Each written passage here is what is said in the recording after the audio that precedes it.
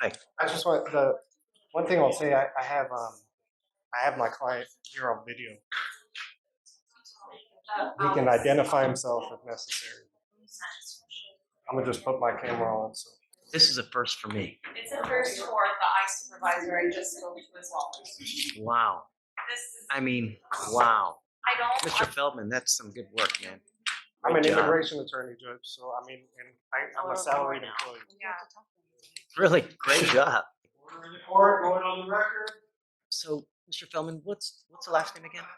This is Cesar Moises Capriel Perez. Okay. You requested this hearing, so I'm going to let you start. Okay, Judge. Well, before I start, I have 10 exhibits. I sent it to the chief last night, and I believe she forwarded it to Ms. Saba. I moved to admit those exhibits, tender them to the state for any objection. And Your Honor, we would need significant time to look over these because we haven't been able to do so since they were. Yeah, I have 10 exhibits. It's quite a bit. Judge, I get. if I may. The first exhibit is the ICE detainee. It was in Harris County possession.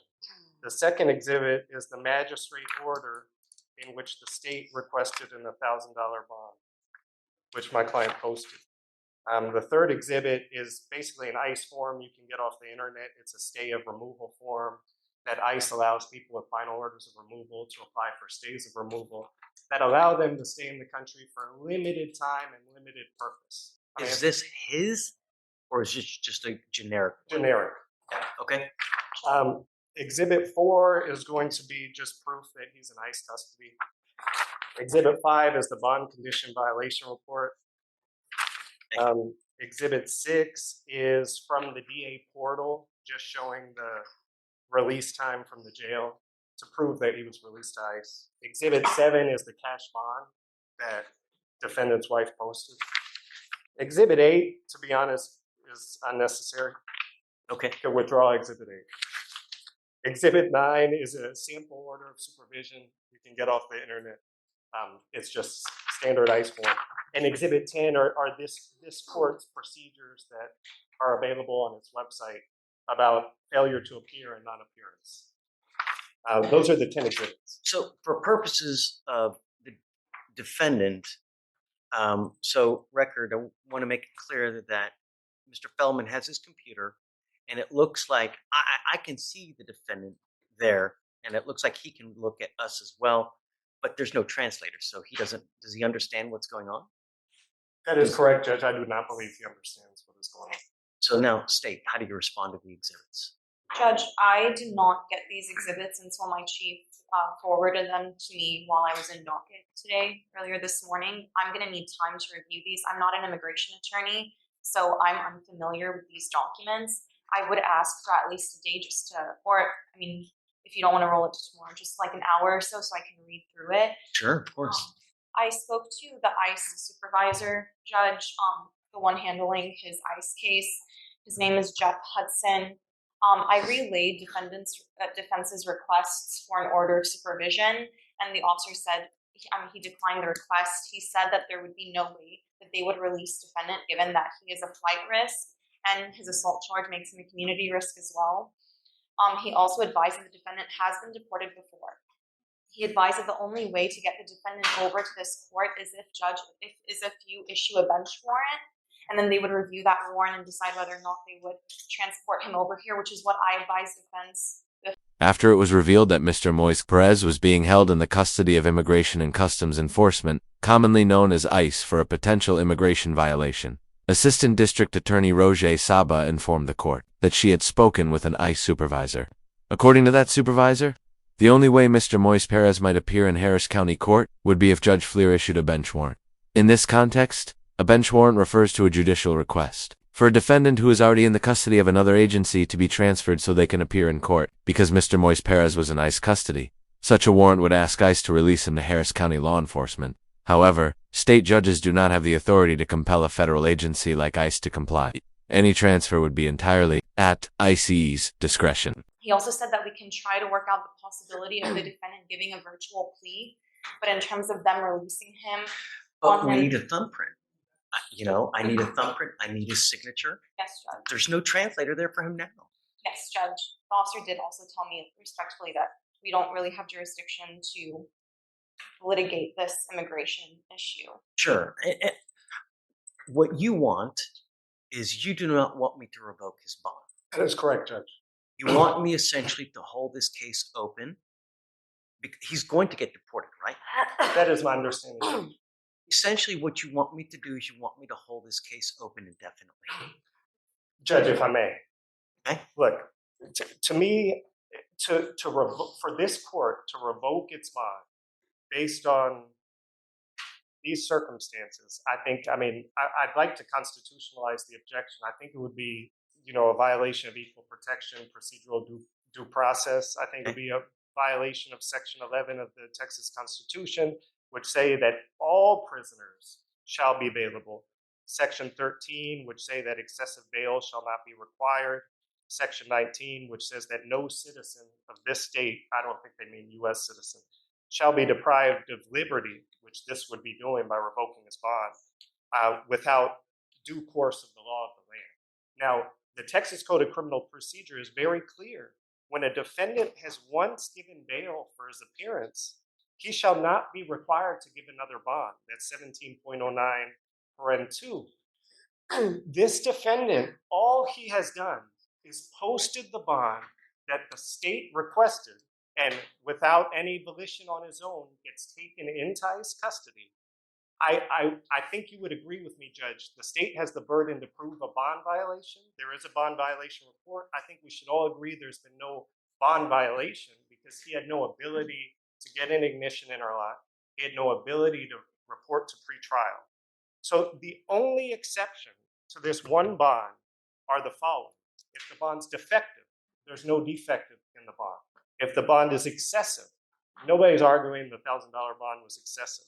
If the bond is insufficient in amount, which is very broad, but I want to make clear that there is no amount of bond, as Ms. Saba just said, that can guarantee that my client can attend court. There's no amount. So I don't think insufficient in amount is correct. The only other catch-all is good and sufficient cause. Now, I did some case law research on good and sufficient cause, and these are new or changed circumstances from which the court can conclude that some cause exists for revoking a bond and setting a different bond. Now, as I said, the only bond that this court could set that would guarantee my client comes to court would be a bond that is impossible for him to post, right? Because any postable bond, he would have no control in getting to court. Now, ICE, if I may, Judge, I understand what Ms. Saba relayed that the ICE officer said, but I can tell you that 8 CFR section 241.5 allows ICE to release anyone on an order of supervision if they're subject to a final order of removal. If you look at Exhibit 1, the ICE detainer, it says that if you need this subject to remain in the United States for law enforcement purposes, you can call this number, and ICE can consider whether the law enforcement purposes are serious enough to keep the person in the country. Now, I think it would be punitive to take away $1,000 from somebody who posted a bond that this court affirmed that the state requested and say, I'm taking away your $1,000 because of actions completely out of your control, actions that are being taken by a third party. So if I bench warrant him back here, then nothing will happen to that then, right? A bench warrant is a revocation of bond because if you bench warrant him, basically you're asking the sheriff to go get him or you're asking ICE to bring him. ICE has already told Ms. Saba, we're not bringing him. The sheriff, if they go recover him. No, they haven't said they said they were going to think about it, that they were going to look at it. They didn't say that they weren't going to. Well, then let me clarify, Judge. If you want to bench warrant and be clear in that bench warrant that this is not a revocation of bond, I have no objection to that bench warrant. It's my opinion. You had an objection last time to the bench warrant. I have thought about it some more, Judge. If you bench warrant him, but there's no revocation of bond, I have no objection. Well, then we're all happy. Are you happy with that? Yes, Judge, I'm Great. fully deferring to you. Let's do it. Then let me say one more thing. Defense attorney Mr. Feldman asked Judge Fleer to issue a bench warrant instead of revoking Mr. Moise Perez's bond. He argued that his client had not violated bond conditions willfully, but rather was unable to report to pretrial services because he was detained by ICE. As discussed earlier, issuing a bench warrant would request ICE to transfer Mr. Moise Perez back to county custody so the criminal case could proceed. If the bond were revoked, however, the $1,000 bail that had been posted would be forfeited to the state. At this stage, it was not immediately clear why Mr. Feldman was so adamant about preserving the bond, but his strategy would soon come into focus. Officer Hudson did advise me that if you issue a bench warrant, if you want to send me a copy of that, I can email it to him directly, and as well as through whatever routes the court does it as well. But I can email it to him directly this morning if you do that. That's incredibly expeditious, because I tell you what, literally when we issue a bench warrant, it takes a while to get to the appropriate person. It takes forever for them to think. It takes 3 months to bench warrant. Judge, So this is really just to be expeditious. clear, I provided all the information, contact information for the ICE officers. Judge, Great. actually, So that helps, Mr. Feldman, you know? Judge, just to clarify, the officer that defense tried getting me in touch with was not in charge of this case. Upon sending a message to that officer, he connected me to the supervising officer for this case. Good job to both of you guys. You both did good. The I would just idea, ask to be CC'd on all communications. sure, of course. Yes, Everything's transparent here. No one hides anything. And Just But there's no that- verification. so whenever, I guess when you send it via email, just if you don't mind CCing him. Yes, sir, we always CC. Yes, So, sir. yeah. Judge. You're happy with that? Yes, Judge, as long as there's no Is happy verification. too? Yes, Judge. Wonderful. Thank Thank you, sir. Judge. Makes it for such a great, Thank you. I appreciate it, Judge. off the record. Judge Fleer agreed to issue the bench warrant without revoking Mr. Moise Perez's bond, at least temporarily. However, Mr. Feldman failed to reschedule the hearing for a date when his client could potentially appear if ICE complied with the warrant. Later that same day, Judge Fleer's coordinator contacted Mr. Feldman, and he appeared before the court via video conference to address the issue. The body, they should have to release the body because he's on bond. No. He has an ICE detainer. He cannot leave custody. He will continually be in custody from one time until he gets here. At no point are they ever going just to release him in the free world. I understand, Judge, but what the sheriff is going to say is they're going to say we need a capias, and the capias can only issue if there's a bond revocation. What leads you to that conclusion? Because I've seen it in other cases. Or what I the will the tell sheriff- you that every time I have bench warranted someone here, we either get them or we don't. I have never had someone released when they have an ICE detainer. I don't think he'll be released, but I guess my point is, let's say you bench warrant him. He's posted bond already, right? So he gets put in the county jail. He's on bond. He can still only- has the ICE detainer. Right, I understand, but when you post bond with an ICE detainer, you can be held for up to 48 hours. So basically, you would be authorizing the sheriff's office to take custody of him for 48 hours maximum, right? Because he No. already has a bond. No. Mr. Feldman then argued that if Mr. Moise Perez were transferred back to Harris County custody while his bond remained intact, the county could only hold him for 48 hours under an ICE detainer. Under Title 8, Section 287.7 of the Code of Federal Regulations, an ICE detainer is merely a request, not a mandate for local law enforcement to hold an individual so he can assume custody. Importantly, that regulation limits detention under an ICE detainer to no more than 48 hours beyond the time the individual would otherwise be released. Mr. Feldman's argument was essentially this: because bond had been posted, Mr. Moise Perez would ordinarily be entitled to release, and therefore could only be held for an additional 48 hours before he must be let go. And he will stay with us here until we do something with the case.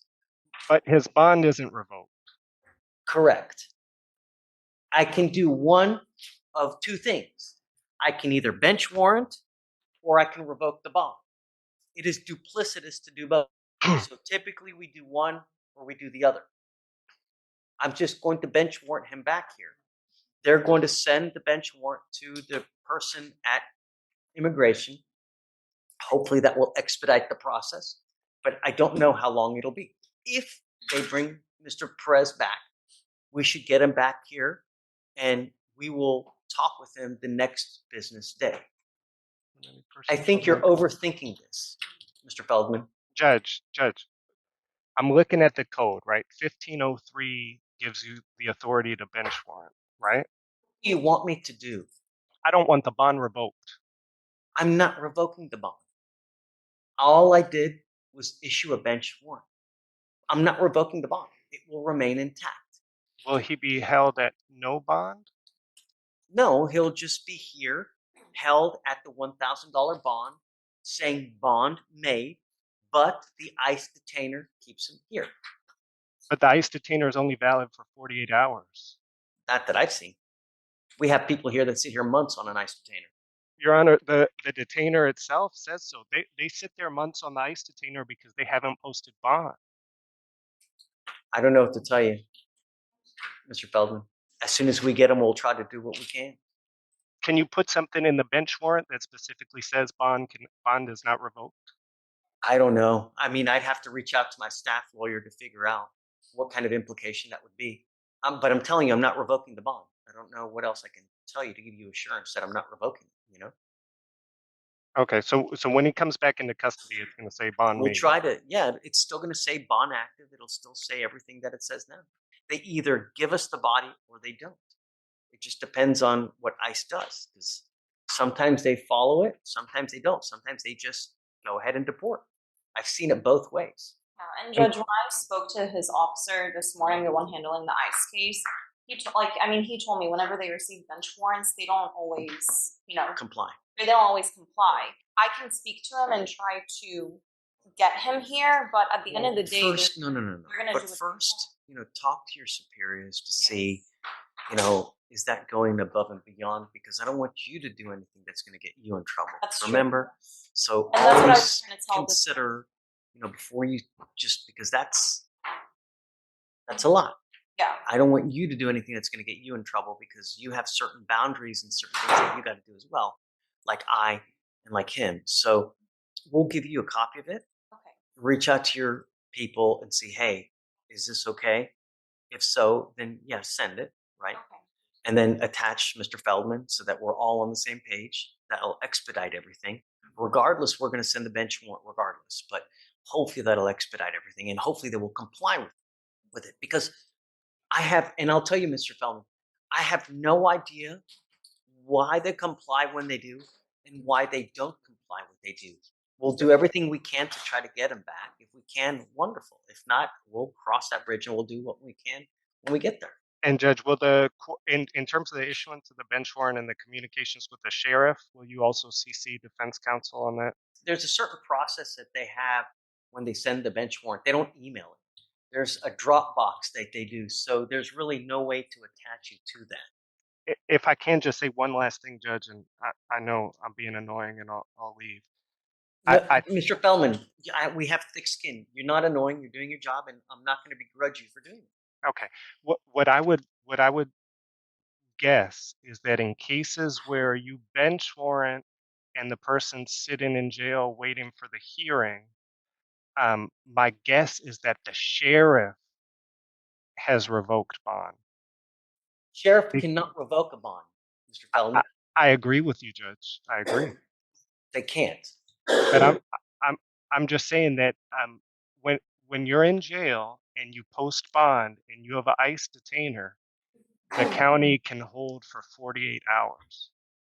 And you're telling me that you see it When we bench warrant them back, it's different. When we bench warrant them back, we will get them and they'll stay here. And I'm telling you that from the experience that we've had. Right, I understand. But I'm just saying, if he gets benched... Mr. Feldman later revealed that Mr. Moise Perez had, in fact, been released on the bench warrant. He stated that he intended to go to the sheriff's office to demand his client's release after the 48-hour window expired. At that point, Judge Fleer made it clear that if this occurred, he would revoke the bond to ensure Mr. Moise Perez remained in custody. Judge Fleer also explained that the 48-hour limitation does not apply once a defendant is transferred pursuant to a bench warrant. In that scenario, the defendant is being held on the authority of the court, not on an ICE detainer, and the state may lawfully detain him for the duration required by the criminal proceedings. You want, but we're going to follow a process that we've always done. I'm not going to deviate from it. I'm not going to do anything special for your guy that I wouldn't do to anyone else in the entire world.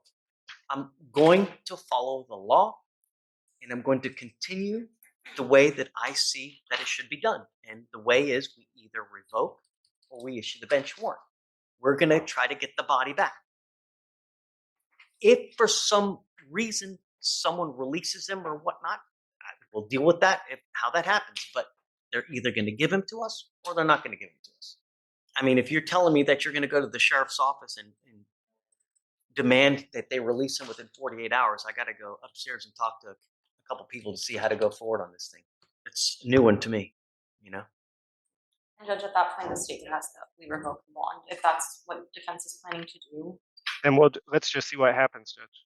Judge, we're gonna need But I have a feeling that you're now going to the sheriff's office to demand his release within 48 hours of recovery.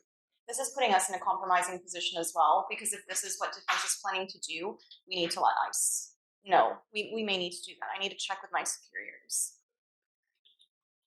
I don't have a problem with letting ICE know. I don't know what to do here, Judge. I thought we were doing the no revoking the bond as a favor to defense because this isn't customary when we issue a bench warrant. But if defense is going to, in a way, abuse that to get him released, then the state is taking issues with that. I do too. Judge, I wouldn't be I abusing mean, it. I mean, if that's what you're going to do, I'm going to end up revoking the bond, I guess, you know, because I think that you're trying to go behind our backs. It's, you know, I really. Well, you know, Judge, why don't we do this? Why don't we do this? Why don't we do the bench warrant as needed?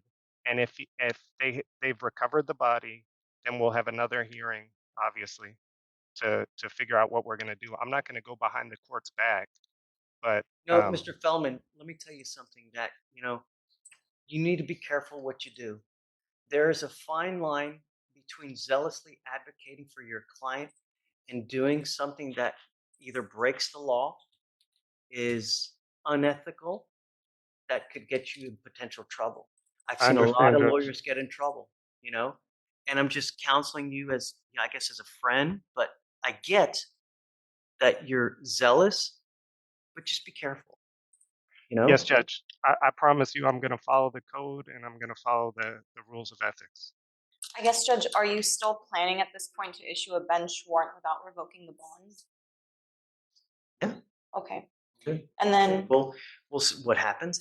We'll see. Although Judge Fleer issued the bench warrant without revoking bond, court records show that Mr. Moise Perez never appeared in court on December 31st, 2024. The state requested that the case be dismissed after learning that Mr. Moise Perez had been deported. On January 6, 2025, the court ordered that the $1,000 bond be refunded to the person who posted it, minus a $50 administrative fee. Conclusion: this hearing highlights the complicated intersection between state criminal proceedings and federal immigration enforcement. After posting bail on his DWI charge, Mr. Moise Perez was taken into ICE custody, preventing him from complying with bond conditions or appearing in court. Judge Fleer, at the urging of defense counsel, issued a bench warrant rather than revoking bond, hoping to move the case forward. Mr. Feldman's strategy relied heavily on the 48-hour ICE detainer rule, potentially positioning his client for release if transferred back to county custody. Judge Fleer, however, cautioned that once a defendant is held under a state-issued bench warrant, that limitation no longer applies then, even warned that he would revoke bond if necessary. Ultimately, the bond remained intact, but ICE never transferred Mr. Moise Perez back to county custody. He was deported, the case was dismissed, and the bond was refunded. This outcome underscores the legal gray area that emerges when immigration enforcement overlaps with state criminal law, and it illustrates how competing jurisdictions can derail even routine bond proceedings. It also highlights the delicate balance defense attorneys must maintain between zealous advocacy and ethical boundaries. While Mr. Feldman claimed he simply forgot to reschedule the hearing, some may interpret his actions as a strategic attempt to exploit procedural timing. We cannot say that was his intent, but the perception alone shows just how complex and controversial these situations can become. Let us know in the comments if there's a case or a courtroom moment you'd like us to cover next. Thank you for watching, and don't forget to like, subscribe, and share so we can continue building a more informed community. God bless.